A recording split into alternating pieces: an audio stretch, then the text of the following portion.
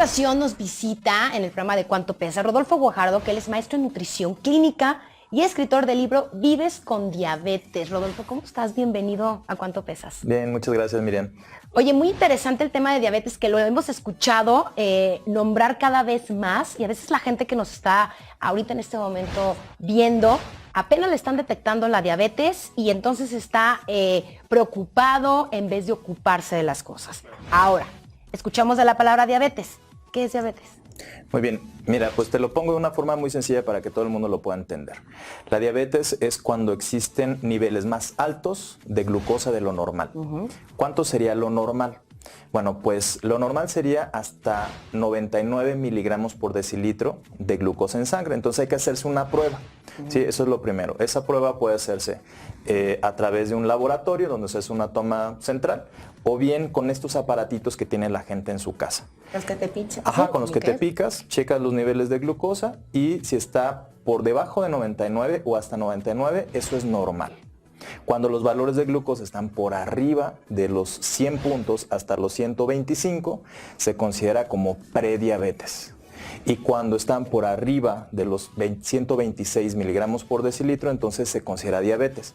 Esto no en una sola medición, sino que hay que hacer varias pruebas para ver si esto se repite, y si se repite, entonces se podría considerar que una persona tiene diabetes. Entonces, haciéndolo de una forma muy simplista, son los valores de glucosa por arriba de lo normal que van a desencadenar diferentes efectos o comorbilidades asociadas precisamente a los niveles tan altos de glucosa por tiempo prolongado. ¿Cómo sé que tengo diabetes o cuáles son los síntomas para decir, a ver, me tengo que hacer una prueba? Claro.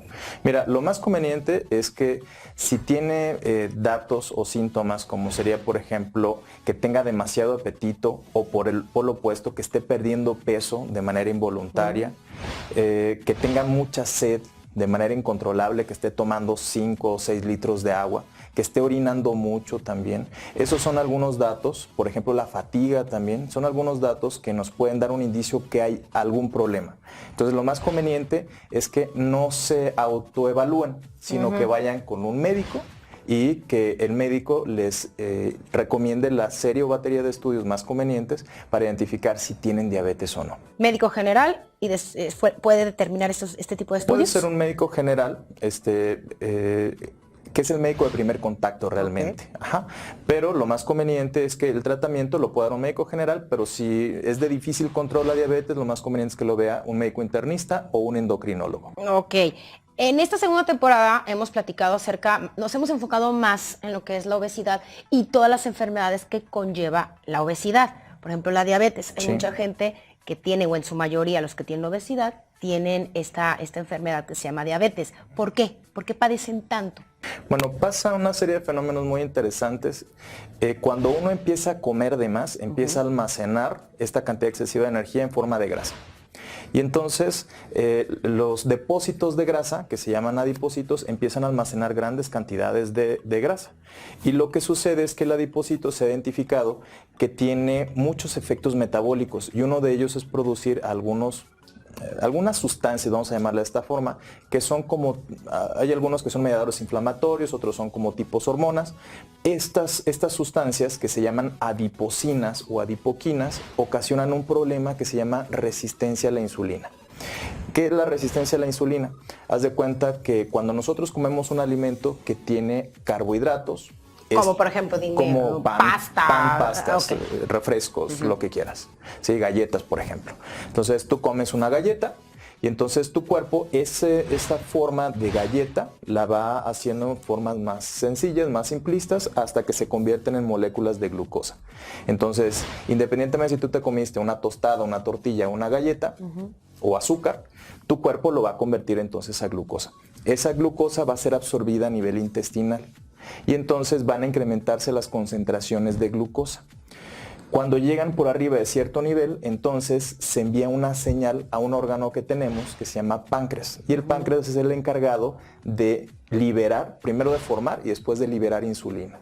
Entonces, dependiendo qué tan altos se vayan incrementando los niveles de glucosa, son las cantidades de insulina que el páncreas va a liberar. Y la acción o la actividad de la insulina es empezar y llegar a tocar las puertas de las células y decirle, oye, ahí va para adentro una molécula de glucosa. Eso debería ser lo adecuado. Pero en algunas ocasiones existen algunas otras moléculas o algunas hormonas que ocasionan que la insulina no haga su trabajo. Y entonces, aunque haya suficiente insulina, no puede ocasionar este efecto, que ingrese la glucosa al interior de la célula. Entonces puede haber mucha insulina presente, puede haber grandes concentraciones de glucosa, pero adentro de la célula no existe suficiente Entonces, glucosa. por eso se les prohíbe los dulces a todas las personas que son diabéticas o que tienen, bueno, ya comentaste carbohidratos, pero sí digo, yo me quedo con la idea de, ay, pues no dulces por la diabetes, pero Sí, sin conocer como el origen, ¿no? Esa es la idea que tiene mucha gente, o sea, dice, yo no sé por qué se me sube el azúcar Ajá. si ni como azúcar, Exacto, ¿no? O sí. no como dulces. Pero si come tortillas, si come pan, si come pasta, si come arroz, cereales, incluso la leche también tiene azúcares que pueden ocasionar un incremento en las concentraciones de glucosa. Entonces, un aspecto muy importante, Miriam, para normalizar los niveles de glucosa en personas con diabetes, una parte importante, no es todo, pero sí es significativo, es la alimentación, ¿sale? Entonces, necesitamos controlar la cantidad de alimentos con carbohidratos que están consumiendo dentro del plan de alimentación. Entonces, si es una persona que está acostumbrado a que cada vez que se sienta se come 5 o 6 tortillas, y si acompaña siempre sus alimentos con un vaso de refresco, No, bueno. bueno, pues entonces ya te has de imaginar cómo se van a disparar los niveles de glucosa. ¿Se hereda a la diabetes? Fíjate que no necesariamente se hereda, pero sí son factores de riesgo. Por ejemplo, si tienes a papá o mamá con diabetes, tú tienes el 25% de desarrollar diabetes. Pero si tienes papá, mamá y un hermano, tienes hasta el 75% de posibilidades de desarrollar diabetes. Entonces quiere decir que el gen está muy fuerte.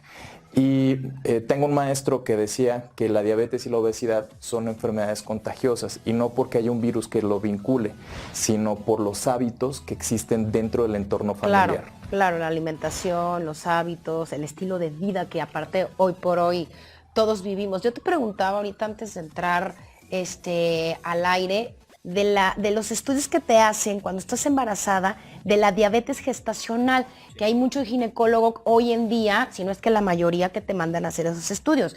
Yo me los hacía porque me los indicaba el médico. Yo te preguntaba que si tenía que ver directamente con el bebé, y no, es directamente hacia la mamá. Así es. Entonces el estudio, ¿qué es lo que detecta? ¿Qué es lo que hace? Digo, a mí me los hacían, pero yo no tengo familia ni nada que tenga que ver con la diabetes. Sí, pero decías que se puede presentar. Así es, actualmente como parte del protocolo que llevan los ginecólogos durante toda la gestación de la mujer embarazada, tiene que ver con la medición precisamente de estos valores, cómo se encuentran los niveles de glucosa. Porque si recuerdas hace un momento les comentaba que existen algunas moléculas o algunas hormonas que ocasionan resistencia a la insulina. Parte de estas hormonas que se incrementan durante el embarazo ocasionan también esta resistencia a la insulina. Entonces, si tenemos mujeres, por ejemplo, que tienen más cantidad de peso, más cantidad de grasa, ya tienen de por sí tienen más posibilidades de presentar resistencia a la insulina, y si le sumamos el efecto de estas hormonas, pues entonces pueden incrementarse todavía mucho más. Por lo tanto, durante el embarazo es indispensable que se hagan la medición de sus niveles de glucosa, y su médico ginecólogo o ginecóloga determinará si es que presenta diabetes gestacional, y ahí pues existen diferentes tipos de tratamientos, pero el más conservador tiene que ver con la alimentación más actividad física.